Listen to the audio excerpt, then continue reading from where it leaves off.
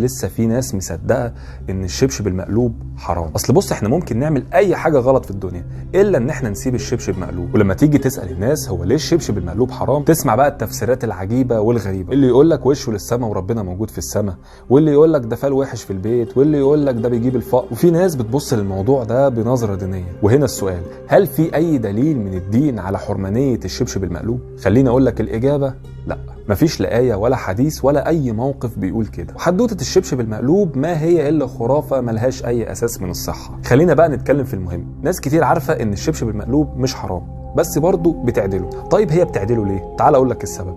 العين دايما بتتضايق من العشوائية وبتميل أكتر للنظام. الشبشب المقلوب شكله مش مريح للعين، شكله مستفز، حاجه كده زي درج المكتب لما تلاقيه مفتوح وخارج لبره، فانت على طول تلقائي بتقوم تقفله. او ازازه الميه الغطا بتاعها مفتوح. حاجات بتحس انها مش في مكانها الطبيعي، حاجات عينك ما بتلاقيش راحه لما بتشوفها. واخيرا وفي النهايه، الشبشب المقلوب مش حرام ولا بيجيب الفقر ولا هو فال وحش في البيت، ولو سبته مقلوب مش هيحصل لك اي حاجه. تفتكر بعد ما عرفت الكلام ده وعرفت انه عادي، لو شفت شبشب مقلوب هتقوم تعدله ولا لا؟